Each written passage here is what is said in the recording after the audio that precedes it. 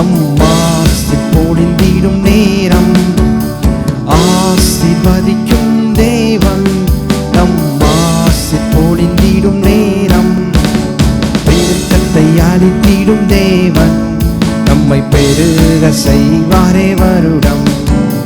பெருக்கத்தை அளித்திடும் தேவன் நம்மை பெருக செய்வாரே வருடம். ஆசீர்வதிக்கும் தேவன் நம் ஆசீர்வதிக்கும் நேரம், ஆசீர்வதிக்கும் தேவன் நம் ஆசீர்வதிக்கும் நேரம், பெருக்கத்தை அளித்திடும் தேவன் நம்மை பெருக செய்வாரே வருடம். பெருக்கத்தை அளித்திடும் தேவன் நம்மை பெருக செய்வாரே வருடம்.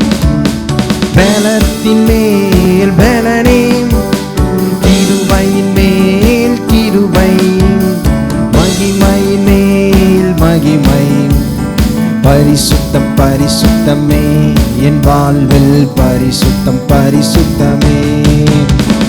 பலத்தின் மேல் பலனே, கிருபையின் மேல் கிருபை, மகிமையின் மேல் மகிமை, பரிசுத்தம் பரிசுத்தமே என் வாழ்வில் பரிசுத்தம் பரிசுத்தமே.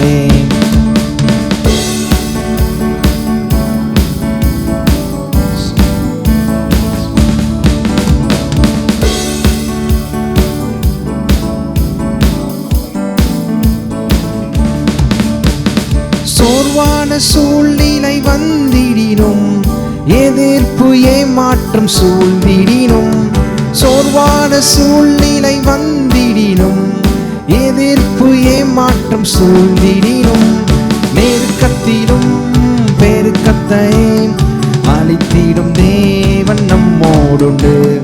நெருக்கத்திலும் பெருக்கத்தை அளித்திடும் தேவன் நம்மோடுண்டு. பலத்தின் மேல் பலனே, கிருபையின் மேல் கிருபை, மகிமையின் மேல் மகிமை, பரிசுத்தம் பரிசுத்தமே என் வாழ்வில் பரிசுத்தம் பரிசுத்தமே. பலத்தின் மேல் பலனே, கிருபையின் மேல் கிருபை, மகிமையின் மேல் மகிமை, பரிசுத்தம் பரிசுத்தமே என் வாழ்வில் பரிசுத்தம் பரிசுத்தமே.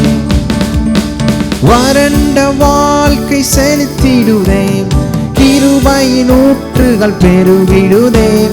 வறண்ட வாழ்க்கை செலுத்திடுதே, கிருபையின் ஊற்றுகள் பெருகிடுதே. 100 மடங்கு பலன் தந்திடும் பெருக்கத்தின் தேவன் நம்மோடுண்டு. 100 மடங்கு பலன் தந்திடும் பெருக்கத்தின் தேவன் நம்மோடுண்டு. பலத்தின் மேல் பலனே, கிருபையின் மேல் கிருபை, மகிமையின் மேல் மகிமை, பரிசுத்தம் பரிசுத்தமே என் வாழ்வில் பரிசுத்தம் பரிசுத்தமே. பலத்தின் மேல் பலனே, கிருபையின் மேல் கிருபை, மகிமையின் மேல் மகிமை, பரிசுத்தம் பரிசுத்தமே வாழ்வில் பரிசுத்தம் பரிசுத்தமே.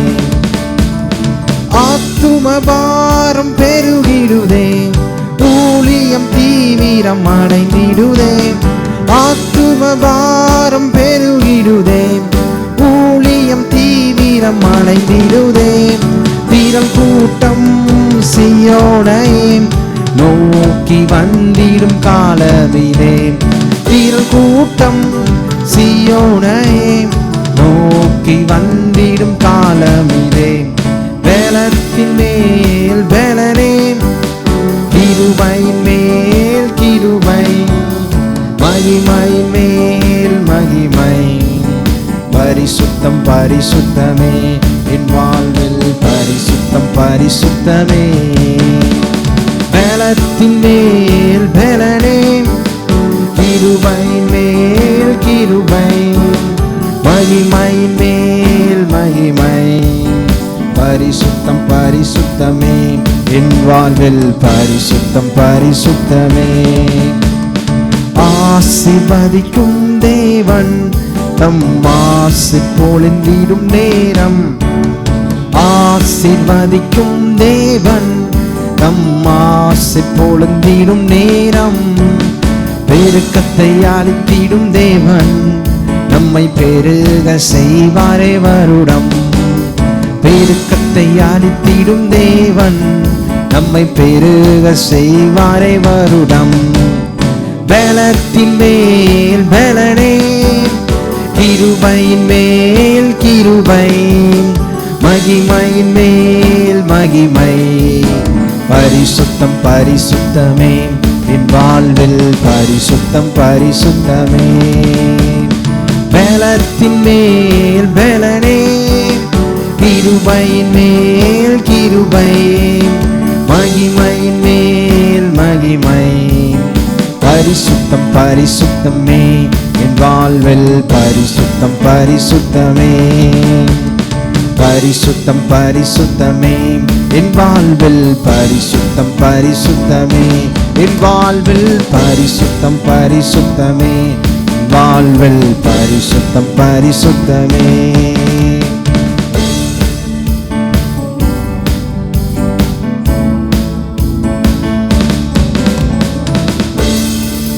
கரங்களை தட்டி கர்த்தரை ஸ்தோத்திரிப்போம்.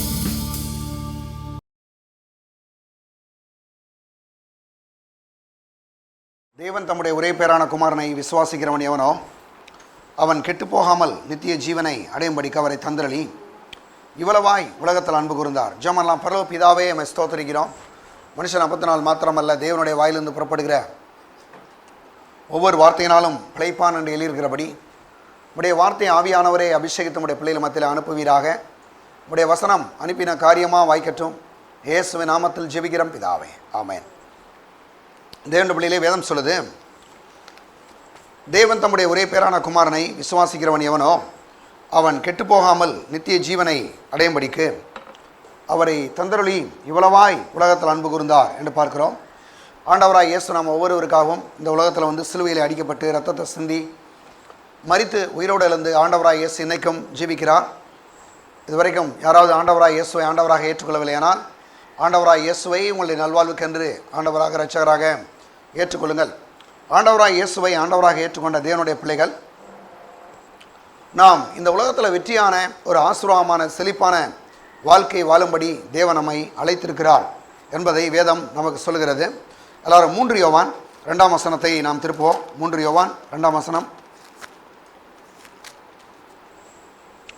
பிரியமானவனே, உன் ஆத்துமா வாழ்கிறது போல நீ எல்லாவற்றிலும் வாழ்ந்து சுகமாயிருக்கும்படி வேண்டுகிறேன் சொல்கிறாரு. பிரியமானவனே, உன் ஆத்துமா வாழ்கிறது போல நீ எல்லாவற்றிலும் வாழ்ந்து சுகமாக இருக்கும்படி வேண்டுகிறேன் என்று தமிழ் வேதாம சொல்லுது. ஆங்கில வேதாமல்லே விரும்புகிறேன் என்று சொல்கிறார்.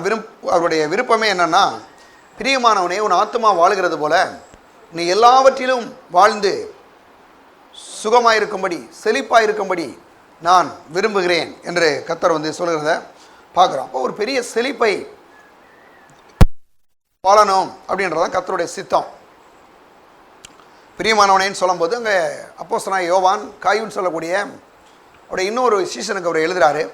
ஆனாலும் இங்கே யோவான் மூலமாய் கர்த்தர் சொல்கிறாரு நம்மளை எல்லாரையும் பார்த்து, பிரியமானவனே, உன் ஆத்துமா வாழுகிறது போல நீ எல்லாவற்றிலும் வாழ்ந்து சுகமாயிருக்கும்படி செழிப்பாயிருக்கும்படி நான் விரும்புகிறேன் என்று ஆண்டவர் வந்து சொல்கிறத நம்ம பார்க்குறோம். அப்போ நாம் செழிப்பாக சுகமாக இருப்பதான் கர்த்தருடைய சித்தம். நம்முடைய மனது ஒரு செழிப்பான ஒரு நிலையில் செழிப்படையணும். பாருங்கள், நம்முடைய ஆவிக்குரிய வாழ்வு செழிப்புன உடனே பாருங்கள், இன்றைக்கி நிறைய பேர் என்ன சொல்லிடுறாங்க, பணத்தை தான் சொல்கிறாரு அப்படின்ற மாதிரி நினைக்கிறாங்க. பணம் வந்து செழிப்பினுடைய ஒரு பகுதி. ஆனால் நம்முடைய ஆவிக்குரிய வாழ்விலே, நம்முடைய ஆத்மா வாழ்விலே, நம்முடைய சரீர வாழ்விலே, நம்முடைய பொருளாதாரங்களில், குடும்ப வாழ்விலே, பிள்ளைகளுடைய வாழ்விலே, பாதுகாப்பில் எல்லாவற்றிலையும் நாம் வந்து செழித்திருப்பது, நாம் வாழ்ந்திருப்பது தான் கர்த்தருடைய சித்தம். அதான் இங்கே சொல்கிறாரு, பிரியமானவனே, உன் ஆத்மா வாழுகிறது போல நீ எல்லாவற்றிலும் வாழ்ந்து சுகமாக இருக்கும்படி செழிப்பாக இருக்கும்படி நான் விரும்புகிறேன் என்று கர்த்தர் சொல்கிறத பார்க்குறோம். அப்போ எப்படி நாம் செழிக்க வேண்டும் என்று தேவன் விரும்புகிறார் அப்படின்னா, யோவான் சுவிசேஷம் 1 அதிகாரம் 12ஆம் வசனம் எல்லாரும் எடுத்துங்க. யோவான் 1:12 சொல்றாரு, அவருடைய நாமத்தின் மேல் விசுவாசம் உள்ளவர்களாய் அவரை ஏற்றுக்கொண்டவர்கள் எத்தனை பேர்களோ அத்தனை பேர்களும் தேவனுடைய பிள்ளைகளாகும்படி தேவன் அவர்களுக்கு அதிகாரம் கொடுத்தார். நம்ம எல்லாருமே பாருங்கள், வசனம் சொல்லுது, அவருடைய நாமத்தின் மேல் விசுவாசம் உள்ளவர்களாய் அவரை ஆண்டவராய் இயேசுவை யாரெல்லாம் ஆண்டவர் என்று ஏற்றுக்கொண்டார்களோ அத்தனை பேர்களும் தேவனுடைய பிள்ளைகளாகும்படி தேவன் அவர்களுக்கு அதிகாரம் கொடுத்தார். நம்ம எல்லாருமே இன்னைக்கு யாராக இருக்கிறோம்? தேவனுடைய பிள்ளைகளாக இருக்கிறோம். இந்த அதிகாரம் எப்படி வந்துச்சு? ஆண்டவராய் இயேசு கிறிஸ்து மூலமாக வந்துச்சு. நாம் முன்னால் தேவனுக்கு சத்துருக்களாக இருந்தோம், ஆனால் இயேசு கிறிஸ்துவின் ரத்தத்தினாலே நாம் தேவனுக்கு சமீபமாக இருக்கிறோம் என்று பாருங்கள் ரோமர் 5ஆம் அதிகாரம் சொல்லுது. அப்போ இன்றைக்கி ஒன்று நம்ம புரிஞ்சுக்கிறோம் என்னென்னா, நாம் தேவனுக்கு சத்துருக்கள் கிடையாது, நாம் தேவனுக்கு பிரியமானவர்கள், தேவனுடைய பிள்ளைகளாக நாம் இருக்கிறோம். அப்போ தேவனுடைய பிள்ளைகளாக இருக்கக்கூடிய நம்ம ஒவ்வொருவரையும் தேவன் அவர் சொல்கிறாரு பிரியமானவனே என்று அழைக்கிறார். அது மட்டும் இல்லாமல் நாம் பிள்ளைகளாக இருந்தால் கண்டிப்பாக நம்ம என்னவாக இருக்கிறோம்? சுதந்திரராகவும் இருக்கிறோம். ஒரு வீட்டில் ஒரு பிள்ளை பிறக்குது, பிள்ளை பிறக்கும்போது அதுக்கு நிறையா ஒன்றும் தெரியாது, ஆனால் அந்த பிள்ளைக்கு எல்லாத்தையும் வாங்கி கொடுக்குறாங்க, என்னென்ன தேவையோ எல்லாம் கொடுக்குறாங்க. அதுக்கு என்ன சாப்பிட, நல்லா பால் வாங்கணுமா, நல்லா துணி வாங்கி கொடுக்கணுமா, எதுவுமே அது கேட்குறதில்ல, எதுவுமே அது கேட்காது, அது பாட்டுக்கு படுத்துருக்கும். ஆனால் அம்மா அப்பா பார்த்தீங்கன்னா அதுக்கு என்னென்ன தேவையோ. அது ஒருத்தர் கூட பேசிட்டு இருந்தேன், அவர் சொல்கிறாரு, சென்னையில் ஒருத்தர் அவருடைய பிள்ளைக்கு போய் அட்மிஷன் போடுறதுக்கு 2 லட்ச ரூபா கொடுத்து அட்மிஷன் போடுறதுக்கு 4 நாளாக லைனில் நின்னார். அந்த ஆள் ஒரு ஸ்கூலில் அட்மிஷன் எல்கேஜி போடுறதுக்குங்க 4 நாளாக லைனில் நின்றுருக்காரு. நின்றுட்டு இந்த அவருக்கு பின்னால் நிற்கிறேன், லைனில் நின்றுட்டு பாருங்கள் போய் அட்மிஷன் போட்டிருக்காங்க. ரொம்ப எனக்கு ஆச்சரியமாக இருக்குது. பிள்ளைகளை பெற்றோர்கள் எவ்வளவு நேசிக்கிறாங்க பாருங்கள். ஒரு எல்கேஜியில் அட்மிஷன் போடுறதுக்கு 4 நாள் லைனில் நின்று 2 லட்சம் கொடுத்துட்டு இப்படிலாம் பண்ணுறாங்க. ஏன்னா பிள்ளைகள் மேலே பாருங்கள் பெற்றோர்களுக்கு அளவில்லாத பிரியம். நம்மளை விட பிள்ளை ரொம்ப நல்லா இருக்கணும். கண்டிப்பாக நான் சொல்கிறேன், எல்லா பெற்றோர்களுக்கும் இருக்கக்கூடிய ஒரு நல்ல சுபாவம். ஏன்னா இது கர்த்தர்கிட்டேருந்து வந்திருக்கு நமக்கு, இல்லையா? எந்த பெற்றோரை வேணாலும் எடுத்துங்க, எல்லோரும் சொல்லுவாங்க என்னை விட என் பிள்ளை நல்லா இருக்கணும். ஏன் அப்படி சொல்கிறாங்கன்னா, கர்த்தர் அப்படி தான், என்னை விட என் பிள்ளை நல்லா இருக்கணும் அப்படின்னு அவர் எதிர்பார்க்கிறார். ஆண்டவராக இயேசு கிறிஸ்து இந்த உலகத்தில் வரும்போது அவரை சிலுவையில் ஒப்பு கொடுத்து தேவன் மரிக்கும்படி செய்த தேவன், மரித்து உயிரோடு எழுப்பின தேவன் சொல்கிறார், எதுக்கு இதெல்லாம் செஞ்சார்னா நம்மளாம் நல்லா இருக்கணும், நம்மளாம் ஆசீர்வதிக்கப்படணும். இந்த ஒரே காரணத்துக்காக அவருடைய சொந்த குமாரனையை சிலுவையில் ஒப்பு கொடுத்தார். எவ்வளோ ஒரு தெய்வீகமான அன்பு! அப்போ இப்படிப்பட்ட ஒரு தேவன் சொல்கிறாரு, நாம் அவருடைய எல்லா விதமான ஆசீர்வாதங்களுக்கும் நாம் சுதந்திரவாளியாக இருக்கிறோம். எடுங்க ரோமர்கள் நிருபம் 8ஆம் அதிகாரம் 17வது வசனம் பாருங்கள், நான் வாசிக்கிறேன். நாம் பிள்ளைகளானால் சுதந்திரருமாமே. பாருங்கள் என்ன சொல்கிறாரு, அந்த ஒரு லைன் போதும். நாம் பிள்ளைகளானால் சுதந்திரருமாமே. நாம் பிள்ளைகளாக இருக்கிறோமானா அப்படின்னா கண்டிப்பாக ஆண்டவருடைய எல்லா விதமான ஆசீர்வாதத்துக்கு நம்ம யார்? சுதந்திரவாளிகள், பங்காளர்களாக இருக்கிறோம். ஒரு பிள்ளை போய் அப்பாட்ட போய் எப்பா எனக்கு இது ஏன்னா நான் எனக்கு இதெல்லாம் எனக்கு கிடைக்குமா கிடைக்காதா அப்படின்னு யாரும் கேட்குறதே இல்லை, இல்லையா? என்ன நடக்குதுன்னா, பிள்ளை அந்த வீட்டில் பிறந்திருக்கா, கண்டிப்பாக எல்லா விதமான பொருட்களுக்கும் அது சுதந்திரம் இருக்குது. உரிமையோடு போய் என்ன செய்து அனுபவிக்குது, எதுவும் கேட்குறதே கிடையாது. சில நேரங்களில் இப்போ வீடுகளில் பிள்ளைங்களுக்கு என்னென்னமோ வாங்கி வைக்கிறாங்க, கேட்காலாம் வாங்கி கொடுக்குறாங்க. பிள்ளைகளை கூப்பிட்டு போய் என்ன கையை அன்றைக்கி ஒரு அம்மா பாருங்கள், ஒரு சின்ன குட்டி பையனை கூப்பிட்டு போகிறாங்க. கூப்பிட்டு போனால் பாருங்கள், பாவம் அந்த அம்மாவோட கையில் காசு இல்லைன்னு நினைக்கிறேன். நான் சொல்கிறேன், அம்மா பார்க்குற போகிறாங்க நின்றாங்க. எனக்கு சிரிப்பு வந்துச்சு பாருங்க. உன்னை பார்க்க அம்மா இதை வாங்கி கொடுமான்னு போயிட்டே இருக்கிறான் பாருங்க. இந்த அம்மா பாருங்கள் பக்கத்தில், அம்மா அது வேணாம்மா இது வாங்கி கொடுமா அப்படின்றான். அந்த அம்மாவுக்கு பாருங்கள் பாவம், என்னென்னா கையில் காசு இல்லை, கையில் காசு இல்லை, ஒரு மாதிரி பாவம். அந்த அம்மாவில் ஒன்று சொல்லணும், டே வாடா நாளைக்கு வாங்கி தரேன்டா அப்படி இப்படின்னு அந்த பிள்ளைய அவ்வளோ சமாளித்து கொண்டு போகிறாங்க. பார்க்கும்போது அந்த அம்மாவோட கையில் காசெல்லாம் கூட தான் பிள்ளைகளை கேட்கதே வாங்கி கொடுக்க முடியலன்ற அந்த அம்மாவுக்குள்ள ஒரு பெரிய வேதனை. நான் சொல்கிறேங்க, கடவுள் இப்படிப்பட்ட அன்பை ஒவ்வொரு தாய்க்குள்ளையும் தகப்பனுக்குள்ளையும் வைத்திருக்கிறார். அவ்வளவு. இந்த புதுசாக கல்யாணம் ஆள் குழந்தை பிறந்திருக்கு பார்த்துருங்களா, லேசாக கற்றும் குழந்தை, அதுக்குள்ளே அவங்க அம்மா அப்படியேம்மா இந்த குழந்தை கற்று உனக்கெல்லாம் காது கேட்கல. ஏன்னா பாருங்கள், இவங்க பிள்ளைகளாக இருக்கிற வரைக்கும் அவங்களுக்கு தெரியல அம்மா அப்பா பற்றி. அவங்களுக்கு ஒரு குழந்தை பிறந்தன்னு பார்த்தீங்கன்னா திட்டான் போய் அம்மா போய் கத்துதே, காது கேட்கல அம்மா என்ன கற்று, லேசாக தான் அது கத்திருக்கோம். ஏன்னா அந்த அந்த தகப்பனுடைய உள்ளம் இருதயம் கடவுளை அப்படி அற்புதமாக மனுஷனை உருவாக்கியிருக்கிறார். காரணம் என்ன? நம்முடைய தேவன் நம்ம மேல் அளவற்ற அனுபவித்திருக்கிறார். அப்போ நல்லா நீங்கள் அவனை கவனிக்கணும். வேத சொல்லுது, நாம் பிள்ளைகளானால் சுதந்திரமாமே. யாருக்கு பிள்ளைகள்? தேவனுடைய பிள்ளைகள். எப்படி பிள்ளைகளானோம்? இயேசு கிறிஸ்துவின் ரத்தத்தின் மூலமாய் தேவனுக்கு பிள்ளைகளானோம். அப்போ அந்த பிள்ளைகளாகிய நம்ம ஒவ்வொருவரும் தேவனுக்கு சுதந்திரவாளியாக இருக்கிறோம். அவருடைய எல்லா விதமான பொருட்களுக்கும் எல்லா விதமான ஆசீர்வாதங்களுக்கும் நாம் சுதந்திரவாளியாக இருக்கிறோம். அவருடைய பாருங்கள், எல்லா விதமான பாவ மன்னிப்புக்கு, நல்ல சுகத்துக்கு, ஆரோக்கியத்துக்கு, பணத்துக்கு, எல்லா விதமான நன்மைகளுக்கும் நாம் யாராக இருக்கிறோம்? சுதந்திரவாளிகளாய் இருக்கிறோம். ஆவி வாழ்க்கை, ஆவிக்குரிய வாழ்க்கை, சரீரபூர்வமான வாழ்க்கை, பொருளாதார வாழ்க்கை, குடும்பத்தில் வாழ்க்கை, பிள்ளைகளுடைய வாழ்க்கை, பாதுகாப்பில் எல்லாவற்றிலையும் நாம் தேவனுடைய பிள்ளைகளாக இருக்கிறபடினாலே அவருடைய எல்லா விதமான ஆசீர்வாதங்களுக்கும் எல்லா விதமான காரியங்களுக்கும் நாம் சுதந்திரவாளியாய் இருக்கிறோம். அது மட்டும் இல்லாமல் இன்னைக்கு அநேகருக்கு என்ன ஒரு பிரச்சனைனா, சரி எல்லாத்தையும் கர்த்தர் வச்சிருக்காரு, அவர் கொடுப்பாரா கொடுக்க மாட்டாரோ, இப்படி சிலருக்கு சந்தேகம். நல்லா கவனிக்கிடுங்க. 8ஆம் அதிகாரத்திலேயே இன்னொரு வசனத்தை வாசிப்போம். 32வது வசனம். தம்முடைய சொந்த குமாரன் என்றும் பாராமல் நாம் எல்லாருக்காகவும் அவரே ஒப்பு கொடுத்தவர், அவரோடு கூட மற்ற எல்லாவற்றையும் நமக்கு அருளாதிருப்பது எப்படி சொல்றாரு? என்ன சொல்றாரு? தம்முடைய சொந்த குமாரன் என்றும் பாராமல் நாம் எல்லாருக்காகவும் அவரே ஒப்பு கொடுத்தவர், அவரோடு கூட மற்ற எல்லாவற்றையும் நமக்கு அருளாதிருப்பது எப்படி? சொந்த குமாரனே அவர் கொடுத்திருக்கார். சொந்த குமாரன் கொடுத்த தேவன் அவரோடு கூட இருக்கக்கூடிய எல்லா விதமான ஆசீர்வாதத்தையும் அவர் கொடுக்க வல்லவராக இருக்கிறார். வேதம் சொல்லுது, ஆதியிலே வார்த்தை இருந்தது, அந்த வார்த்தை தேவனிடத்தில், அந்த வார்த்தை தேவனாக இருந்தது. பாருங்க, எல்லாம் அந்த வார்த்தையை கொண்டு தான் இந்த முழு உலகத்தை சிருஷ்டித்தார் தேவன். அப்படின்னா நான் சொல்றேன், அவரே நமக்காய் கொடுத்தவர், அந்த வார்த்தையாய் இயேசுவை நமக்காய் கொடுத்தவர், அவரோடு கூட மற்ற எல்லா விதமான நன்மைகளையும் ஆசீர்வாதங்களையும் கொடுப்பது அதிக நிச்சயம் அல்லவா? அப்போ எல்லா விதமான நன்மைகளையும் ஆசீர்வாதத்தையும் தேவன் அவர் நமக்கு கொடுக்கிறார் என்று சொல்லும்போது நாம் எல்லாரும் செழிப்பாக இருப்பது தான் தேவனுடைய சித்தம். செழிப்பாக இருப்போம்னா நல்ல சுகத்தோட, பலத்தோட, நல்ல ஒரு ஆரோக்கியத்தோட, கையில் பணத்தோட, பாருங்கள், நம்ம நல்லா இருக்கிறது தான் கர்த்தருடைய சித்தம். ஆனால் அநேகருக்கு என்னென்னா, ரட்சிக்கப்பட்ட பிறகு பாருங்கள், பணம் கையில் இருந்துச்சுன்னா, ஏதாவது ஒரு பொருள் வாங்கிட்டா ஏதோ ஒரு பாவமான ஒரு வாழ்க்கை வாழ்கிற மாதிரி மக்கள் யோசிக்கிறாங்க. நான் சொல்கிறேன், இல்லை, கையில் பணம் இருக்கிறது அது கர்த்தருடைய பெரிய ஆசீர்வாதம்.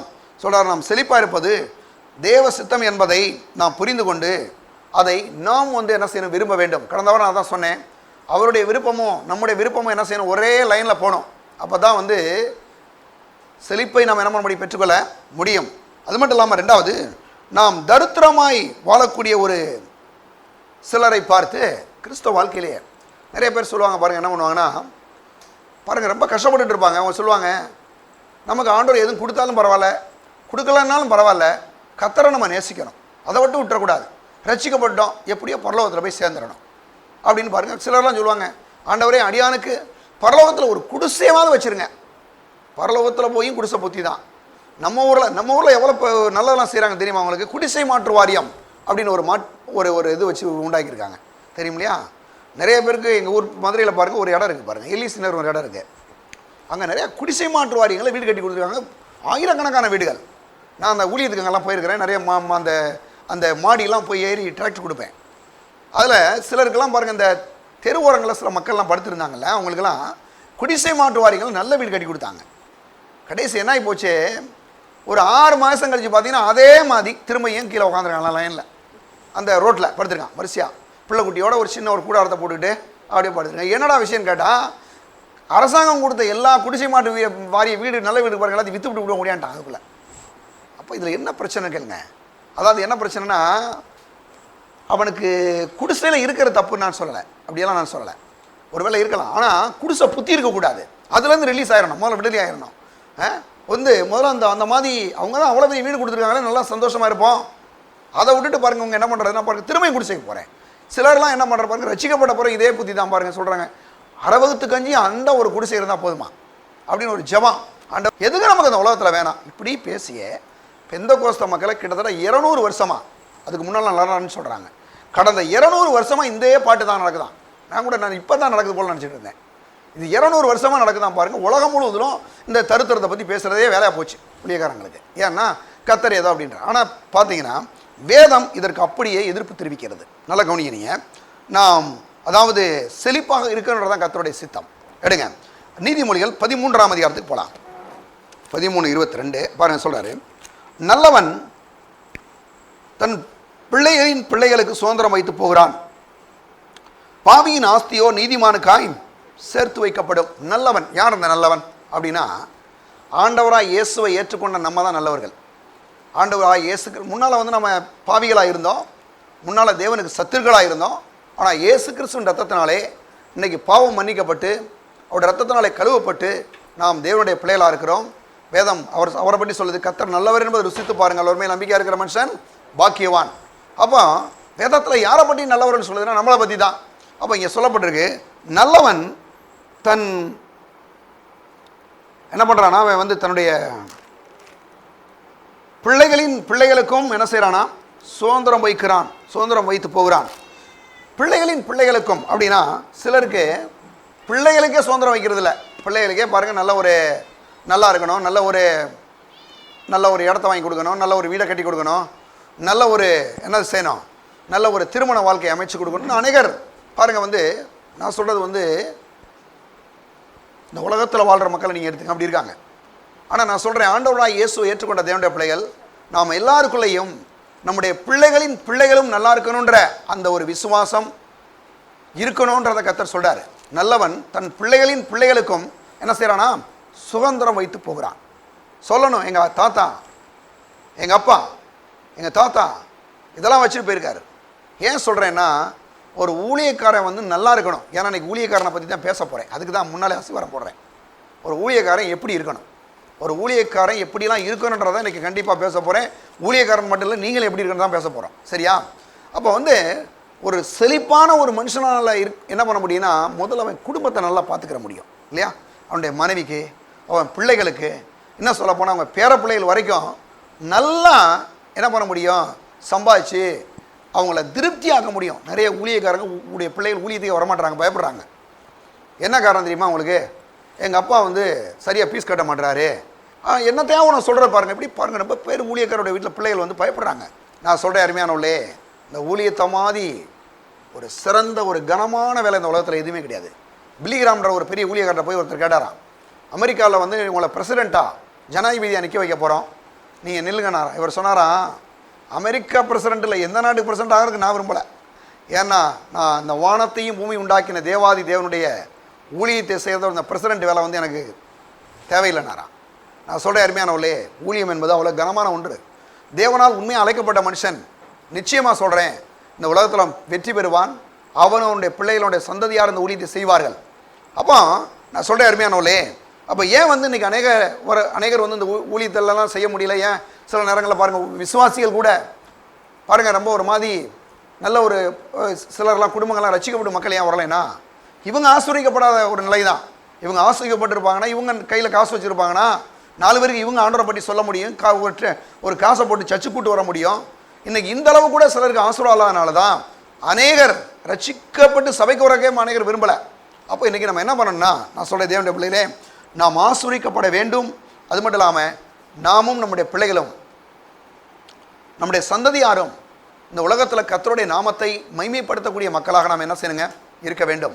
அதுக்கு செழிப்பு ரொம்ப ரொம்ப அவசியம் என்பதை நாம் பாருங்கள் என்ன பண்ணணும், அறிந்து கொள்ள வேண்டும். அது மட்டும் இல்லாமல் அங்கே சொல்லப்பட்டிருக்கு, இந்த நல்லவன் வந்து பக்தியாய் பாருங்கள் என்னது வாழக்கூடியவன் மட்டுமல்லாது அவன் புத்தியாயும் வாழ வேண்டும். நல்ல கவனிங்க, பக்தியா நம்ம இன்றைக்கி சர்ச்சுக்கு வர்றோம், பாட்டு பாடுறோம், ஆராதிக்கிறோம், எல்லாம் செய்கிறோம். ஆனால் நான் சொல்கிறேன், புத்தியாகவும் இருக்க என்ன செய்யணுங்க, கற்றுக்கணும். புத்தியாக இருக்க கற்றுக்கணும். எப்படி புத்தியாக இருக்குன்னா, சர்ச்சுக்கு வரதோட மட்டும் இல்லாமல் இந்த உலக வாழ்க்கையிலையும் பொருளாதாரங்களையும் சில காரியங்களையும் நாம் வெற்றியுள்ள மக்களாக இந்த உலகத்தில் வாழ வேண்டும். வாழணும். ஏன் வாழணும் அப்படின்னா, நம்மளுடைய வாழ்க்கை தான் அநேகருக்கு ஒரு சாட்சியாக இருக்குது. அதான் ஒரு பிரசங்கர் சொன்னார், நாம் பைபிளில் படிக்கிறோம், வேதத்தை படிக்கிறோம், ஆனால் மக்கள் நம்மளை படிக்கிறாங்க. நமக்கு 2 கண் இருக்குது, ஆனால் நம்மளை 2000 கண்கள் பார்த்து கொண்டு இருக்கு. நம்மளை ஒவ்வொரு நாளையும் நம்ம செய்கிறதெல்லாம் வந்து மக்கள் கவனிக்கிறாங்க. நம்மளை பார்த்துட்டே அநேகர் என்ன பண்ண முடியும், ரட்சிக்கப்பட்டு சபைக்கு வர முடியும். அப்படின்னா நம்முடைய வாழ்க்கை அது ஆண்டவருடைய நாமத்தை மைமைப்படுத்தக்கூடிய ஒரு வாழ்க்கையாக, செழிப்பு நிறைந்த ஒரு வாழ்க்கையாக என்ன செய்யுங்க இருக்க வேண்டும். அதில் இன்னும் ஒரு பகுதி கூட நம்ம போவோம். அதுக்கு இன்றைக்கி என்ன செய்ய போகிறோன்னா, ஒரு ஊழியக்காரன் வந்து இந்த உலகத்தில் எப்படி வாழணும், அவனுடைய பொருளாதாரங்களே அவன் எப்படி வாழ வேண்டும். அது மட்டும் இல்லாமல் விசுவாசிகளும் இந்த உலகத்தில் எப்படி அவங்களுடைய பொருளாதாரங்களை எப்படி வாழணும். அப்படி பொருளாதாரத்தை ஒருவர் விசுவாசிக்கவில்லை ஆனால் அவருடைய நிலை இந்த உலகத்தில் எப்படி இருக்கும் அப்படின்றத இன்றைக்கி நம்ம பார்க்க போகிறோம். எடுங்க 2 ராஜாக்கள், எடுங்க எல்லாரும் எடுத்துக்கொள்ளலாம். 2 ராஜாக்கள் 4ஆம் அதிகாரம் முதல் 2 வசனத்தை நான் வாசிக்கிறேன். தீர்க்கதரிசியுடைய புத்திரரில் ஒருவனுக்கு மனைவியாக இருந்த ஒரு ஸ்திரீ எலிசாவை பார்த்து, உமது அடியானாகிய என் புருஷன் இறந்து போனான், உமது அடியான் கர்த்தருக்கு பயந்து நடந்தான் என்பதை அறிவீர். கடன் கொடுத்தவன் இப்பொழுது என் 2 குமாரரையும் தனக்கு அடிமையாக்கி கொள்ள வந்தான் என்றாள். நல்ல கவனிங்களே, இந்த சம்பவத்தை உங்களுக்கு சொல்கிறேன். எலிசா தீர்க்கதரிசி ஒரு பெரிய, எலியாவுக்கு பிறகு எலிசா தீர்க்கதரிசி ஒரு பெரிய நல்ல ஒரு தீர்க்கதரிசி, பெரிய காரியங்கள்லாம் செய்கிறார். அந்த தீர்க்கதரிசிட்ட போய் ஒரு தீர்க்கதரிசி புத்திரர், ஒரு ஊழியக்காரன், அவனுடைய மனைவி போய் ரிப்போர்ட் பண்ணுறாங்க. என்ன ரிப்போர்ட் பண்ணுறாங்க தெரியுமா? அப்படின்னா, என் மனைவி உங்களுடைய ஊழியக்காரன், அதாவது உங்களுடைய அந்த பாருங்கள், எலிசா பார்த்து சொல்கிறது, உமது அடியானாகி என் புருஷன் என்ன பண்ணான், அவன் இறந்து போனான், செத்து போயிட்டான். செத்து போனதோடு மட்டும் இல்லாமல் அவன் என்ன பண்ணான், கடை வாங்கிட்டு செத்து போயிட்டான். அதுதான் பெரிய பிரச்சனை. என்னங்க, கடை வாங்கிட்டு செத்து போயிட்டான்.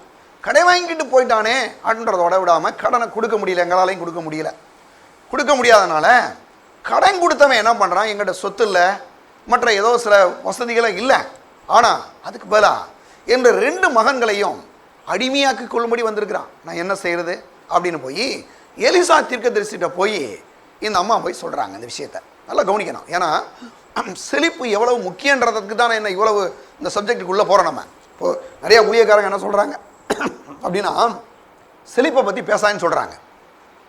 அப்படிப்பட்ட ஆளுங்களுக்கு கேட்கட்டும், சரியா? அப்போ அந்த அவன் வந்து கடை வாங்கினது மட்டும் இல்லாமல் செத்து போயிட்டான்.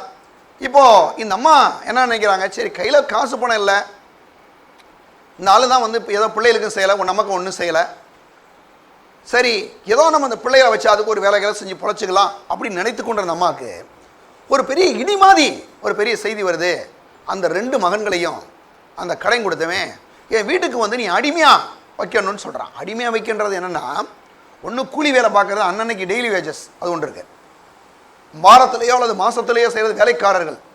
ஆனால் அடிமைன்றது யார் அப்படின்னா, அவன் சொல்கிற நேரத்துக்கு தான் வரணும், அவன் சொல்கிற நேரத்துக்கு தான் போகணும். அவன் சாப்பாடு கொடுத்தாலும் கொடுப்பான், நான் கொடுக்காம போவான், சம்பளம் கொடுத்தாலும் கொடுப்பான், இல்லை கொடுக்காம போயிடுவான். அந்த மாதிரி ஒரு அடிமை. அப்படிப்பட்ட ஒரு அடிமை வேலைக்கு அவன் வந்து கூப்பிட்றான். கூப்பிட்டோன்னே இந்த அம்மாவுக்கு என்ன செய்கிறனே ஒன்றும் விளங்கலை ரொம்ப. ஏன்னா இந்த அம்மாவும் அவனுடைய கணவன் ஆபிரகாமுடைய பிள்ளைகள் தான் இல்லையா? ஏன்னா ஒரு இஸ்ரவேல் குடும்பத்தில் உள்ள ஒரு ஊழியக்காரன் அவன் இப்படி இருக்கான். அப்போ உடனே இந்த விஷயத்தை கொண்டு போய் எலிசா தீர்க்கதரிசிட்ட போய் இந்த விஷயத்தை சொல்கிறாங்க அந்த அம்மா. எடுங்க, 2ஆம் வசனத்துக்கு போகலாம். எலிசா அவளை நோக்கி, நான் உனக்கு என்ன செய்ய வேண்டும், வீட்டில் உன் இடத்துல என்ன இருக்கிறது என்று சொல்லி என்றான். நான் உனக்கு என்ன செய்ய நினைக்கிறேன்? ஏன்னா ஒரு பெரிய தீர்க்கதரிசி, பெரிய ஒரு ஆள். எலியாவுக்கு பிறகு எலிசா வந்து ஒரு பெரிய தீர்க்கதரிசி, பயங்கரமான காரியங்கள்லாம் செய்கிறார். இந்த அம்மா அந்த ரிப்போர்ட்டை, இந்த விஷயத்தை கொண்டு போய் சொல்கிறாங்க. இந்த அம்மா நினச்சிருந்தா ஒரு பெரிய பணக்காரன்ட்ட போய் விஷயத்தை சொல்லியிருக்கலாம். ஆனால் அந்த அம்மா கொஞ்சம் புத்திசாலி. அந்த ஐயாக்கெல்லாம் புத்தி இல்லை, ஆனால் இந்த அம்மா கொஞ்சம் புத்தி இருந்துச்சு. என்ன புத்தினா, நேராக போய் கடை வாங்காமல் யாரை பிடிச்சிருந்துருக்குன்னு ஆண்டவரை பிடிச்சிருக்கணுமா இல்லையா? பிடிச்சிருக்கணும். அந்த ஆளுக்கு அந்த புத்தி இல்லை. பக்தி இருந்துச்சு, ஆனால் புத்தி இல்லை. ஆனால் இந்த அம்மாவுக்கு, இந்த மனைவிக்கு ஒரு புத்தி இருந்துச்சு. ஒருவேளை சில பணக்காரர்கள்ட்ட போய் சொல்லியிருந்திருக்கலாம் இந்த விஷயத்தை, சில கோடீஸ்வரர்கள்ட்ட போய் சொல்லியிருந்திருக்கலாம், ஒருவேளை அந்த தேசத்தினுடைய ராஜாட்ட போய் சொல்லியிருக்கலாம். யார்ட்டையுமே சொல்லலை. யார்கிட்ட போய் சொன்னாங்க அப்படின்னா, நேராக எலிசா தீர்க்கதரிசிட்ட போய் சொன்னாங்க. பிரச்சனைன்னு ஒன்று வரும்போது யாரை பிடிச்சி நம்ம முன்னேறலான்ற நினைக்கிறத விட்டுட்டு கர்த்தரை மாத்திரமே சார்ந்து கொள்வோமே ஆனால் பெரிய வெற்றியை தேவன் நம்ம கொடுப்பார். உடனே இங்கே பாருங்க, இங்கே என்ன நடக்குதுன்னா, எலிசா வந்து பாருங்க, அவளை நோக்கி, நான் உனக்கு என்ன செய்ய வேண்டும், வீட்டில் உன் இடத்துல என்ன இருக்கிறது என்று சொல் என்றான். அதற்கு அவள், ஒரு குடம் எண்ணெய் அல்லாமல் உமது அடியாளுடைய வீட்டில் வேறு ஒன்றும் இல்லை என்றாள். பாருங்க என்ன சொல்கிறான்னா, எலிசா வந்து கேட்குறான், உனக்கு நான் என்ன செய்யணும், சரி உனக்கு உன் வீட்டில் என்ன இருக்குது அப்படின்னு கேட்குறான். கேட்ட உடனே இந்த அம்மா சொல்கிறாங்க, ஐயா என் வீட்டில் ஒரே ஒரு குடம் எண்ணெய் இருக்குது அப்படின்னாங்க. எண்ணெய் இருக்கா? சரி, கர்த்தர் வந்து எப்பயுமே நம்ம இடத்துல ஏதோ ஒன்று இருக்கிறதை வைத்து பெருக்குகிற தேவனாக இருக்கிறார். 0 பெருக்கினீங்கன்னா 0 தான், பக்கத்தில் 1 போட்டிங்கன்னா எவ்வளோ பெருக்கிக்கலாம்.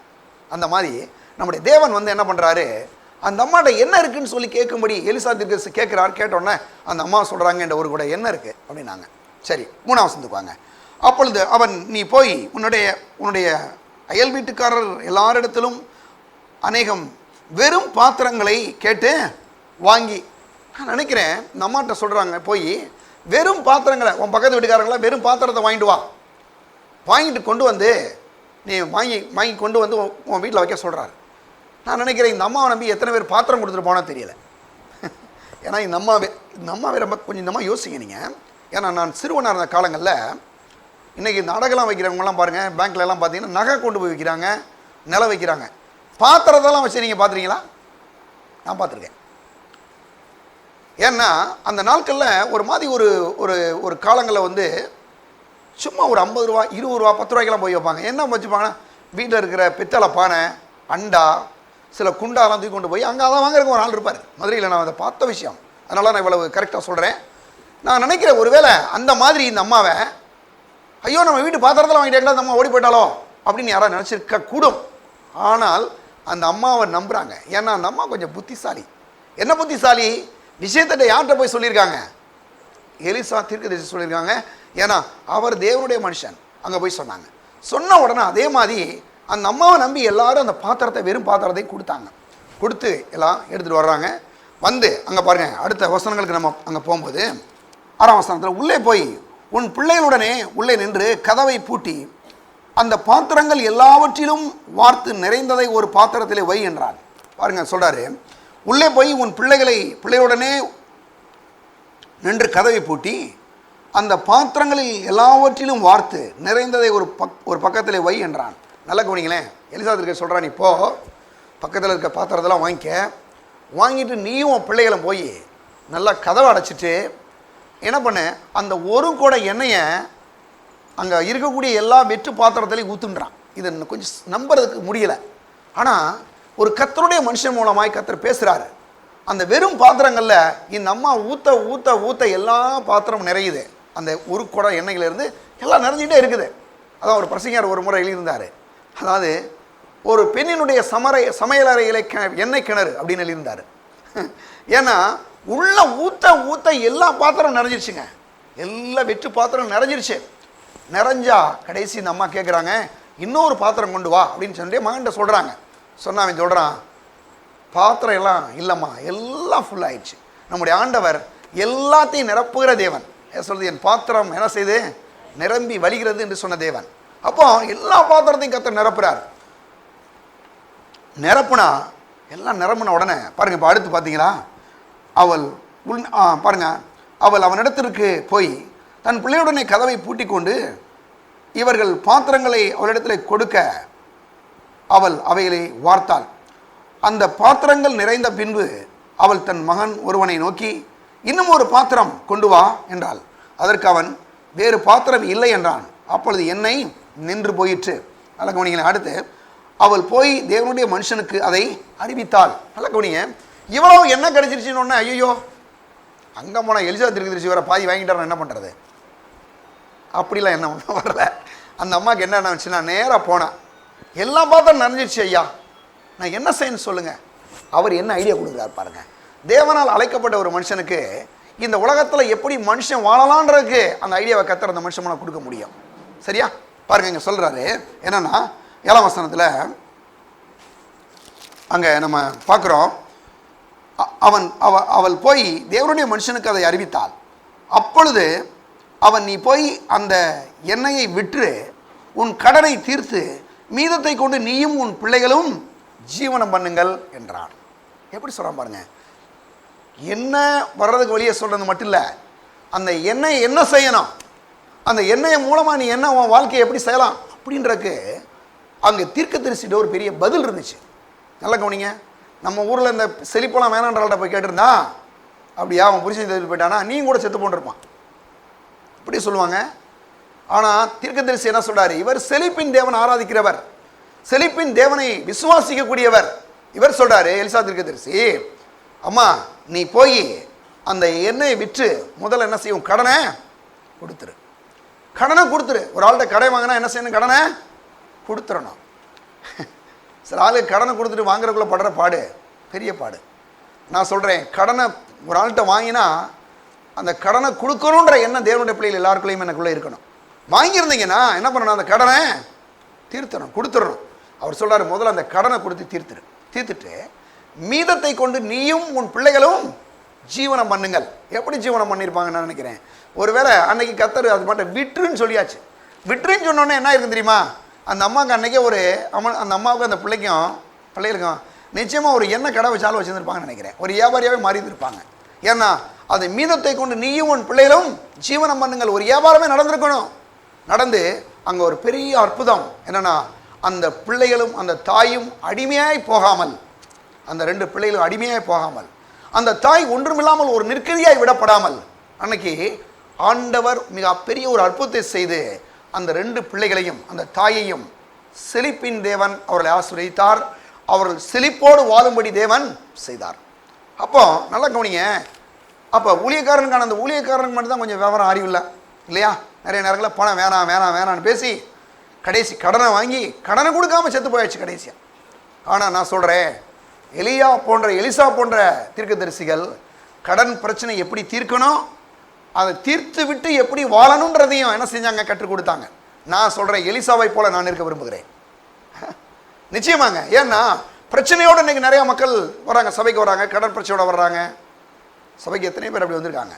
எங்க சாப்பாட்டுக்கே வழி இல்லை, வந்து வெறும் கூலை குடிச்சிட்டு போன ஆளுங்க இன்னைக்கு இவ்வளவு சம்பாதிக்கிறாங்க அப்படின்னா, நான் சொல்கிறேன், கர்த்தராலே ஆயிற்று நம்முடைய கண்களுக்கு ஆச்சரியமாக இருக்கிறது. தேவனால் செய்ய முடியும்.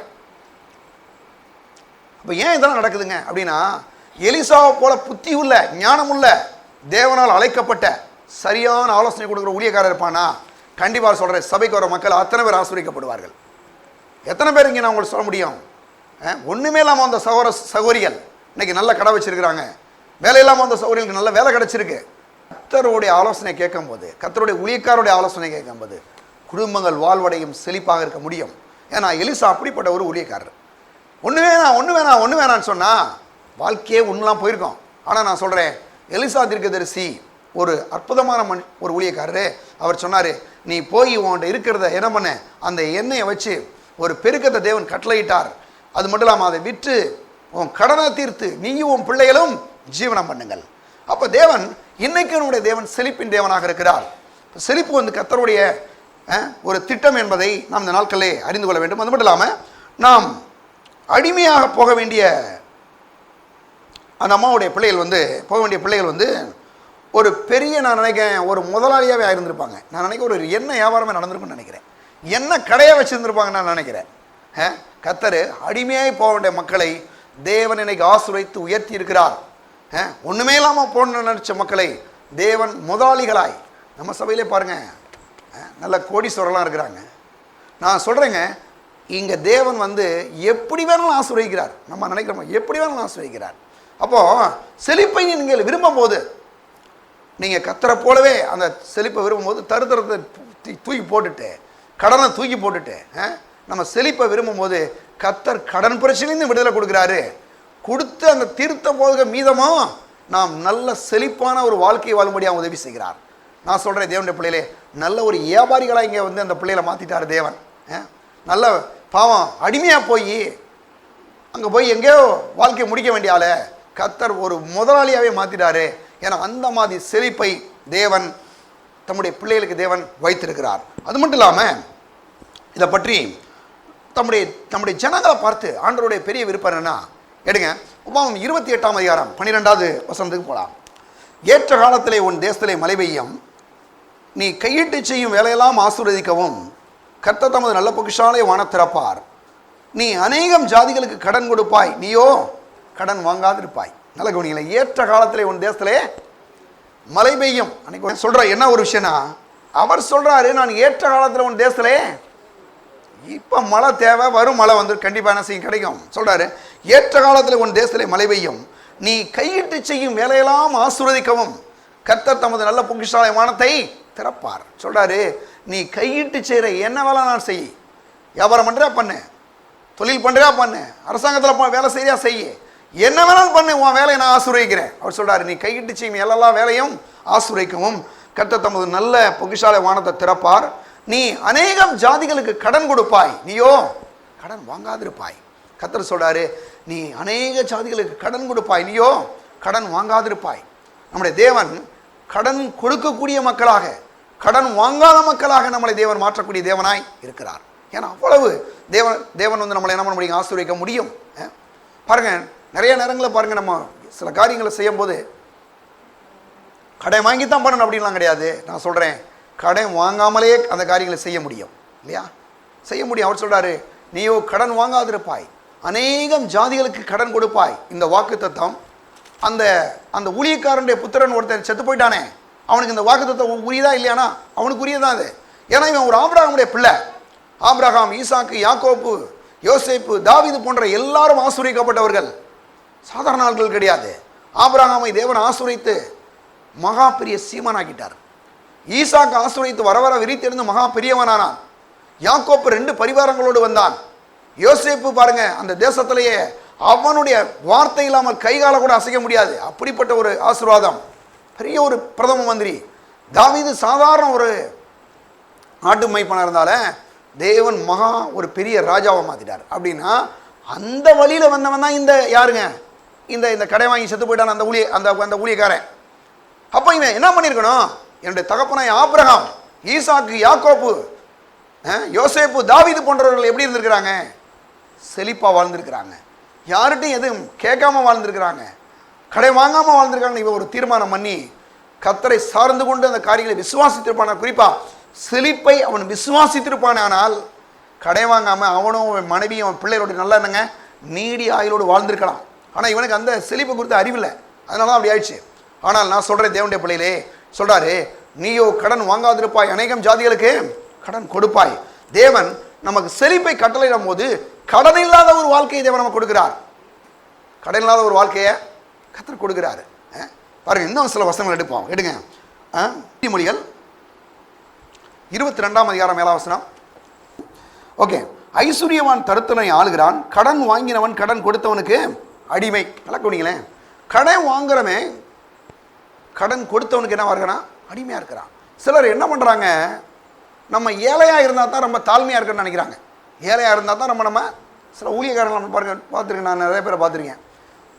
ஊழியக்காரங்க ட்ரெஸ் பண்ணியிருக்கேன், நீங்கள் பார்த்தீங்கன்னா ஒரு மாதிரி கிழிஞ்சு போன ட்ரெஸ் தான் போட்டிருப்பாங்க. நிறைய பேருக்கு நான் அந்த சில ஆட்கள்லாம் பாருங்கள் ஒரு மாதிரி போட்டிருப்பாங்க, ட்ரெஸ் எல்லாம் கிழிஞ்சு போய் ஒரு மாதிரி ரொம்ப மோசமாக இருக்கும். செருப்பு பார்த்தீங்கன்னா தேஞ்சு போய் ஓட்டையே விழுந்திருக்கும், அந்த மாதிரி போட்டிருப்பாங்க. நான் ரொம்ப நாள் யோசித்த ஒரு விஷயம் என்னன்னா, என்ன ஊழியக்காரங்கன்னா இப்படி தான் இருக்கணுமா? இல்லை. ஏன்னா இங்கே பாருங்கள், எலிசா திருசரியோ எலியாவோ மோசையோ யார் இப்படி இருந்த மாதிரி தெரியவே இல்லைங்க. எல்லாம் ஊழியக்காரங்களை நீங்கள் எடுத்துங்க. மோசை எப்படி இருந்தானா? அல்ல, அவன் செழிப்பாக இருக்கிறான், அவ்வளவு செழிப்பாக இருக்கிறான். எவ்வளோ ஒரு செழிப்பு இருந்துச்சுன்னா பாருங்க, கற்பாறையை திறஞ்சோன்னா திறக்கும். அவனுக்கு எவ்வளோ செழிப்பான காரியம் இருந்திருக்கும். 30 லட்சம் இஸ்ரவேலர்களுக்கும் சொல்கிறான், என்னது காடையை கொண்டு வந்து குவிக்கிற அளவுக்கு கர்த்தர் சொல்கிறாரு, நீ மழை காண மாட்டா, என்னது காற்றை காண மாட்டா, என்ன நடக்க போகுது தெரியுமா? ஒரு பெரிய ஒரு அந்த இஸ்ரவேல் ஜனங்களுக்கு காடை நான் 30 நாள் காடை கிடைக்குது. எப்படி ஒரு ஊழியக்காரன் பாருங்க, என்ன தாண்ட் இருக்கு?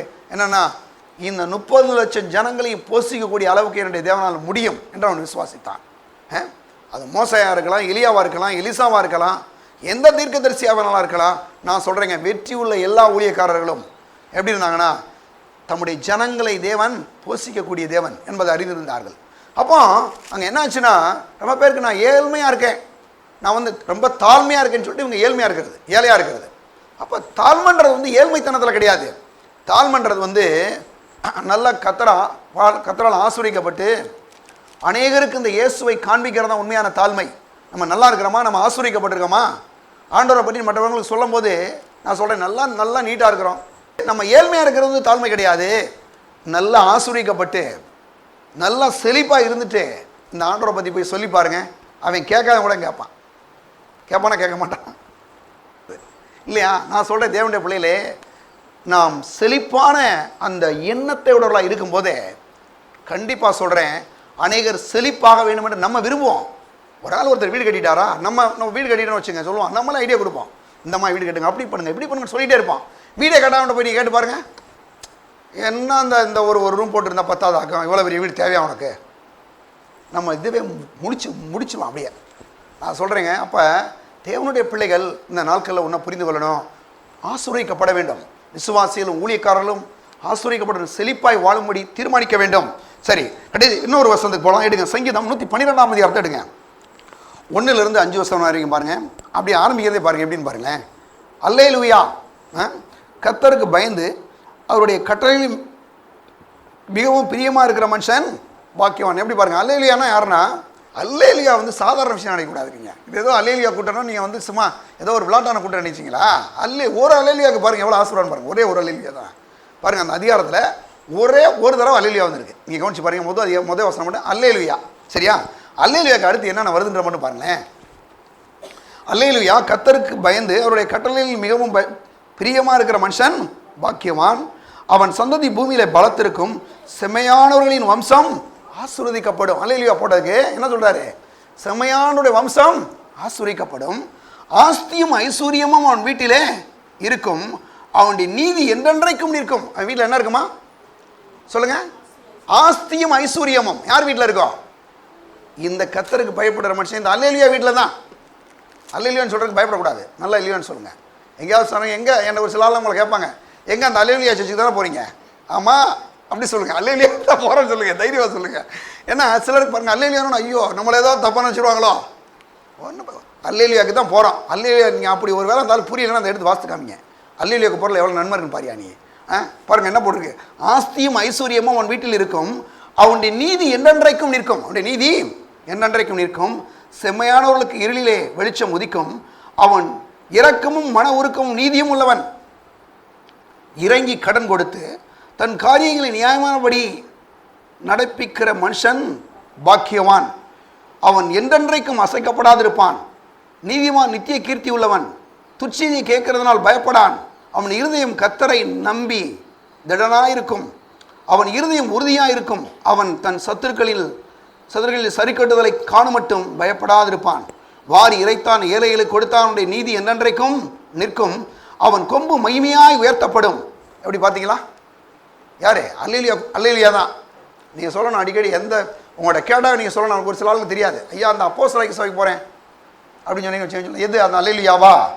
ஆமாம் அல்லேலியா தான். அல்லேலியாவுக்கு தான் போகிறோம். அல்லேலியாவுக்கு போகிறதுனால என்ன நன்மை பாரு, எவ்வளோ நன்மை இருக்கு பாரு. வீட்டில் என்ன இருக்குது? ஆஸ்தியும் ஐஸ்வர்யம் இருக்கு. என்னாலும் வீட்டில் பணம் இருக்கும் அப்படின்றார். ஆஸ்தியும் ஐஸ்வர்யமும் அவன் வீட்டில் இருக்கும். சரி, அப்போ ஒரு தேவனுடைய பிள்ளையுடைய வீட்டில் நம் கர்த்தருக்கு பயப்படுற ஒரு மனுஷனுடைய வீட்டில் ஆஸ்தியும் ஐஸ்வர்யம் இருக்கும். எடுங்க இன்னொரு வசனத்துக்கு போகலாம். எடுங்க சங்கீதம் 128 அதிகாரம் 1 வசனத்தை பாருங்க. கர்த்தருக்கு பயந்தவர்களில் நடக்கிறவன் எவனோ அவன் பாக்கியவான். உன் கைகளின் பிரயாசத்தை நீ சாப்பிடுவாய், உனக்கு பாக்கியம் நன்மையும் உண்டாயிருக்கும். போய் பாருங்க, அதாவது மெடிக்கல் பில்லையும் வட்டியிலையும் கட்டணும்னு அவசியம் இல்லை. அவர் சொல்றாரு, உன் கைகளின் பிரயாசத்தை நீ சாப்பிடுவாய், உனக்கு பாக்கியமும் நன்மையும் உண்டாயிருக்கும். உன் மனைவி உன் வீட்டோரங்களில் கனிதரும் திராட்சை கொடி போல் இருப்பாள். உன் பிள்ளைகள் உன் பந்திய சுற்றில் ஒளிமர கன்றில் போல இருப்பார்கள். நான் சொல்றேங்க, கர்த்தரை ஆண்டவரை ஆராதிக்கிற பிள்ளைங்க ஒரு நாளும் எந்த வீட்லையும் போய் எனக்கு ஏதாவது வேணும்னு கேட்காது. ஏன் தெரியுமா? அந்த வீட்டில் கர்த்தர் அப்படி ஆசிரியர் சொல்றாரு, உன் மனைவி உன் வீட்டோரங்களில் கனிதரும் திராட்சை கொடி போல் இருப்பாள். உன் மனைவி இருக்காங்கன்னா உன் மனைவி உன் வீட்டில் என்ன தேவையோ அவ்வளோ தேவையை சந்திக்கக்கூடிய ஒரு ஆளாக இருப்பாங்க. சில ஆள்லாம் பாருங்கள், பக்கத்து வீட்டு ஆள்கிட்ட போய் சொல்லுவான், அப்படியே நான் போனால் ஒரு மாதிரி கேவலமாக இருக்கும், நீ போய் மெஸ்ஸாக ஒரு கை மாற்ற வாங்கிட்டு வந்துடு. அப்படி சில ஆள்லாம் இருக்குது பார்த்துருங்களா? அந்த மாதிரி நிலைக்கலாம் அல்லேலியா குடும்பம் போகாது. எப்படி சொல்லலாம்? ஏன் தெரியுமா? அவர் சொல்கிறாரு, நீ உன் கையின் பிரயாசத்தை சாப்பிடுவாய், உனக்கு பாக்கியமும் நன்மையும் உண்டாயிருக்கும். அடுத்து அங்கே சொல்கிறாரு பாருங்க, சங்கீதம் 120 அங்கே சொல்கிறாரு, இதோ கர்த்தருக்கு பயப்படுகிற மனுஷன் இவ்விதமாய் ஆசீர்வதிக்கப்படுவான். கர்த்தர் சீயோனில் இருந்து அவனை ஆசீர்வதிப்பார். நீ ஜீவனெல்லாம் நாளெல்லாம் எருசலேமின் வாழ்வை காண்பாய். கர்த்தர் அப்படி ஒரு பெரிய பாதுகாப்பை கொடுக்கிறார். அடுத்து சொல்றாரு, நீ உன் பிள்ளைகளின் பிள்ளைகளையும் இஸ்ரவேலுக்கு உண்டாகும் சமானத்தையும் காண்பாய். அல்ல கையில் காசு இருந்தாவே கண்டிப்பாகவே பேர பிள்ளையெல்லாம் பார்த்துட்டு சான்ற மக்களுக்கு என்னத்துக்கு என்ன வரும்? காசு இல்லாமலாம் ஐயோ ஏண்டாவது கடைக்காரன் இருக்கிற தொல்லையை விட சீக்கிரம் செத்து போகலான்னு சிலர்லாம் என்னறான். ஏன் தெரியுமா? கையில் காசு இல்லை. ஆனால் நான் சொல்கிறேங்க, கையில் பணம் இருக்குது, செழிப்பு இருக்குன்னா கண்டிப்பாக சொல்லுவான், உன் பிள்ளைகளின் பிள்ளைகளையும் நீ இஸ்ரவேலுக்கு உண்டாகும் சமானத்தையும் காண்பாய். நான் என் பிள்ளைகளை மட்டும் இல்லை, பேர பிள்ளைகளை நான் பார்த்து போவேன், அவனுக்கும் என்ன செய்வேன், கொடுப்பேன் அப்படின்னு ஒரு திட்டமிடுவார்கள். ஏன்னா செழிப்பாக இருக்கக்கூடிய மக்கள். அப்போ செழிப்பு எப்படி வருது? கர்த்தரே சொல்கிறாரு, நீ செழிப்பாக இருக்கிற கர்த்தரை விரும்புகிறாரு. அப்போ இன்னைக்கு நல்ல ஒரு தீர்மானம் எடுக்கிறோம். என்ன தீர்மானம்னா, கர்த்தர் நான் செழிப்பான்னு விரும்புகிறாரு, நானும் செழிப்பான செய்ய போகிறேன், இருக்க போகிறேன். அது மட்டும் இல்லாமல் சொல்கிறார், நீயோ கடன் வாங்காதிருப்பாய், அநேகம் ஜாதிகளுக்கு கடன் கொடுப்பாய். இப்படிப்பட்ட ஜனங்களை யோவேல் அப்படின்ற ஒரு தீர்க்கதரிசி என்ன சொல்றாரு எடுங்க, 1061 பக்கம் எடுங்க, பக்கம் அதுக்கு சொல்லி 26 27 வசனங்களை நான் வாசிக்கிறேன். நீங்கள் சம்பூரணமாய் சாப்பிட்டு திருப்தி அடைந்து உங்களை அதிசயமாக நடத்தி வந்த உங்கள் தேவனாகிய கர்த்தருடைய நாமத்தை துதிப்பீர்கள். என் ஜனங்கள் ஒருபோதும் வெட்கப்பட்டு போவதில்லை. எப்படி சொல்ற பாருங்க, கர்த்தருடைய பிள்ளை எப்படி இருக்கணும், நீங்கள் சம்பூரணமாய் என்னது சாப்பிட்டு, சம்பூர்ணமா போதும் போதும் என்ற அளவுக்கு சாப்பாடு, எது இல்லை என்ற அளவுக்குலாம் கிடையாது. நல்லா கவனிச்சிங்களா? எது இல்லைங்க சாப்பிடாம பண்ணியாரு அப்படி கிடையாதுங்க. கர்த்தருக்கு பயப்படுற மனுஷன் அவனால சாப்பிடவே முடியாது, முடியவே முடியாது. அவ்வளவு கர்த்தர் ஆசீர்வதிப்பார். எந்த நேரத்தில் எது வாங்க முடியல என்ற அந்த இடத்துக்கு போக மாட்டோம், நிறைவாக இருக்கும். வேறு சொல்லுது, நீங்கள் சம்பூரணமாய் என்ன செய்வீங்க, சாப்பிட்டு. எல்லாரும் சொல்லுங்க, சம்பூரணமாய் சாப்பிட்டு சொல்லுங்க. நல்லா அடிக்கடி இதெல்லாம் சொல்லிக்கணும். சாப்பிடணும்னா சொல்லுங்க, இயேசு நாமத்தில் நான் சம்பூர்ணமாக சாப்பிடுவேன்னு சொல்லுங்க. பாருங்க, அவர் சொல்றாரு, நீங்கள் சம்பூரணமாய் சாப்பிட்டு திருப்தி அடைந்து உங்களை அதிசயமாய் நடத்தி வந்த உங்கள் தேவனாய கர்த்தருடைய, உங்களை அதிசயமாய் நடத்தி வந்த உங்களுக்கு தேவன் ஒவ்வொரு காரியங்களை தேவன் அதிசயமாய் நடத்தி வருகிற தேவன் சொல்றாரு, உங்களை அதிசயமாய் நடத்தி வந்து நீங்கள் சம்பூர்ணமாய் சாப்பிட்டு திருப்பி வந்து உங்களை அதிசயமாய் நடத்தி வந்த உங்கள் தேவனாய கர்த்தருடைய நாமத்தை துதிப்பீர்கள். என் ஜனங்கள் ஒருபோதும் வெட்கப்பட்டு போதலை, நான் இஸ்ரவேலின் நடுவிலே இருக்கிறவர் என்றும் நானே உங்கள் தேவனாய கர்த்தர் வேறொருவர் இல்லை என்றும் அறிந்து கொள்வீர்கள். என் ஜனங்கள் ஒருபோதும் வெட்கப்பட்டு போவார். 2 தடவை சொல்றாரு, என் ஜனங்கள் ஒருபோதும் வெட்கப்படும். சாப்பாடு இல்லைன்னு வெட்கப்பட்டு போயிட மாட்டான், துணி இல்லைன்னு வெட்கப்பட்டு போயிட மாட்டான், ஏதோ ஒரு சில ஆசீர்வாதம் வெட்கப்பட்டு போக மாட்டான். ஏன்னா அவனை நான் திருப்தியா சம்பூர்ணமாக சாப்பிட வச்சிருவேன். நம்முடைய தேவன் நம்முடைய தேவன் எவ்வளவு ஒரு செழிப்பை விரும்புகிறார் பார்த்தீங்களா? வச்சுக்கோ தட்டுக்கோ கிடையாதுங்க, சாப்பிடும் போது கூட நம்முடைய தேவன் சம்பூர்ணமாக சாப்பிடும்படி சொல்றார். அதனால தான் அவர் 5 அப்பத்தையும் 2 மீனையும் 5000 பேருக்கு கொடுத்து பெருக்கி கொடுத்து என்ன பண்ணாரு, மீதியான கூட 12 கூட எழுகும்படி செஞ்சார். காரணம் ஏன்னா அவர் சம்பூர்ணமாய் சாப்பிட வைக்கிற தேவன். பாருங்க, அப்போ அங்கே யோவேல் சொல்றாரு, இன்னொரு வசனம் மட்டும் வாசித்து முடிச்சலாம் எடுங்க. சங்கீதம் 115 அதிகாரம் 12 15 வசனம் வரைக்கும் நான் வாசிக்கிறேன். கர்த்தர் நம்மை நினைத்திருக்கிறார், அவர் ஆசீர்வதிப்பார், இஸ்ரவேல் குடும்பத்தாரை ஆசீர்வதிப்பார், அவர் ஆரோன் குடும்பத்தாரை ஆசீர்வதிப்பார், கர்த்தருக்கு பயப்படுகிற பெரியோரையும் சிறியோரையும் ஆசீர்வதிப்பார், கர்த்தர் உங்களையும் உங்கள் பிள்ளைகளையும் வர்த்திக்க பண்ணுவார், வானத்தையும் பூமியும் படைத்த கர்த்தராலே நீங்கள் ஆசீர்வதிக்கப்பட்டவர்கள். எப்படி சொல்றாரு பார்த்தீங்களா? வானத்தையும் பூமி உண்டாக்கின கர்த்தராலே நீங்கள் ஆசீர்வதிக்கப்பட்டவர்கள். நீங்கள் அடிக்கடி சொல்லணும், வானத்தையும் பூமி உண்டாக்கின கர்த்தராலே நான் என்ன செய்திருக்கிறேன், ஆசீர்வதிக்கப்பட்டிருக்கேன் சொல்றாரு பார்த்தீங்களா? 13ஆம் வசனத்துலாம் 12ஆம் வசனத்திலே ரொம்ப அருமையாக சொல்றாரு இல்லையா? கர்த்தர் நம்மை நினைத்திருக்கிறார், அவர் நம்மை ஆசீர்வதிப்பார், இஸ்ரவேல் குடும்பத்தை ஆசீர்வதிப்பார், ஆரோன் குடும்பத்தாரை ஊழியக்காரங்களாம் கர்த்தர் ஆசீர்வதிப்பார்ன்றாரு. அடுத்து சொல்றாரு, கர்த்தருக்கு பயப்படுகிற பெரியோரையும் சிறியோரையும் ஆசீர்வதிப்பார், கர்த்தர் உங்களையும் உங்கள் பிள்ளைகளையும் வர்த்திக்க பண்ணுவார், வானத்தையும் பூமியையும் படைத்த கர்த்தராலே நீங்கள் ஆசீர்வதிக்கப்பட்டவர்கள். அப்போ கர்த்தருடைய ஆசீர்வாதம் வந்துச்சுனாவே செழிப்பு தானாகவே என்ன செய்யறதுங்க, வந்துடுது. கர்த்தருடைய ஆசீர்வாதம் ஒரு தேவனுடைய பிள்ளை மேலே இருக்குன்னு சொன்னால் அதுக்கு அடையாளம் என்ன, செழிப்பு இருக்கும். என்ன இருக்கும், செழிப்பு இருக்கும். அடிக்க போடுங்க, என்ன சொல்லுதான், கர்த்தருடைய ஆசீர்வாதம் ஒரு தேவனுடைய பிள்ளை மேலே இருக்குன்னா கண்டிப்பாகவே அங்கே செழிப்பு இருக்கும், அவங்க ஆசீர்வதிக்கப்பட்டிருப்பாங்க, எந்த தேவைகளுக்கும் யார்கிட்டையும் கை நீட்ட மாட்டாங்க. நான் சொல்கிறேன், கர்த்தர் சம்பூர்ணமாய் அவர்களை என்ன செய்கிறார், ஆசீர்வதிக்கிறார். சம்பூர்ணமாய் வீட்டுக்கு போங்க சொல்லிட்டு போங்க, சம்பூர்ணமாய் நான் சாப்பிடுவேன், சம்பூர்ணமாய் கர்த்தர் என்னை ஆசீர்வதிப்பார். திரும்ப திரும்ப சொல்லுங்கள், சொல்லிக்கிட்டே இருக்கும்போது கர்த்தர் அதுக்கான எல்லா காரியங்களையும் திறப்பார். நினைக்கிறேன் கர்த்தர் என்னை ஊழியத்துக்கு அழைத்தாருக்காய் கர்த்தருக்கு கோடி நன்றி. இந்த ஊழியத்தமாய் ஒரு பெஸ்ட்டு இந்த உலகத்தில் எந்த வேலையில் நான் நினைக்கிறேன்.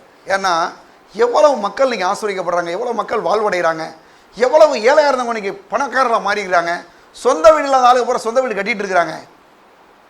எவ்வளோ இதெல்லாம் நான் என்னங்க பண்ணேன், ஒன்றே ஒன்று செய்வேன், ஆண்டவரே எங்கள் ஜனங்கள்லாம் ஆசீர்வதிக்கப்படட்டும் ஆண்டவரே. நீ சொன்னீங்க என் ஜனங்கள் ஒருபோது வெட்கப்பட்டு போகலேன்னு சொன்னீங்களே, அதை நிறைவேற்றுங்க. நான் சொல்கிறேன், நான் பேசுகிற பிரசங்கம் பண்ணி கேட்டு நீங்கள் கட்டிடுவீங்க, வாங்கிடுவீங்க, எல்லாம் நடந்துடும் இல்லையா? கர்த்தர் ஏன்னா அவர் சம்பூர்ணமாக ஆசீர்வதிக்கிறவர், கர்த்தர் உங்களை ஆசீர்வதிப்பார். எல்லாரும் எழுந்து நிற்போம். பரலோக பிதாவே நம்மை ஸ்தோத்திரிக்கிறோம், நமக்கு நன்றி செலுத்துகிறோம். நல்லவரே, இந்த நாளில் கூட கர்த்தருடைய ஆசீர்வாதம் ஆண்டவரே இந்த நாட்களில் எங்கள் ஒவ்வொருவருக்கும் செழிப்பை கொடுக்கிறபடியால் தரித்திரத்தை நீக்கி போடுகிறபடியாலும் நன்றியோடு ஸ்தோத்திரிக்கிறோம். இந்த பிள்ளைகள் ஒவ்வொருவரையும் கூட நிராசுரதிப்பீராக. அதனால கூட எல்லா விதமான தரித்திரங்களும் இயேசுவின் நாமத்தில் எங்கள் சபை மக்களை விட்டு ஓடி போகட்டும். கடன் பிரச்சனைகள் இயேசு நாமத்திலே நீங்கி போட்ட ஆண்டவரே. சொன்னீரே, நீயோ கடன் வாங்காதிருப்பாய், அநேக ஜாதிகளுக்கு கடன் கொடுப்பாயின்னு சொன்னீரே. அப்படியே உடைய பிள்ளைகளை மாற்றும், ஆசீர்வதியும். இயேசுவின் நாமத்தில் ஜெபிக்கிறோம் பிதாவே, ஆமென். உடைய கர்த்தராகிய இயேசு கிறிஸ்துவின் கிருபையும் பிதாவாகிய தேவனுடைய அன்பும் பரிசுத்த ஆவியானவருடைய ஐக்கியமும் இப்பொழுதும் எப்பொழுதும் நம்மோடு கூட இருப்பதாக. ஆமென்.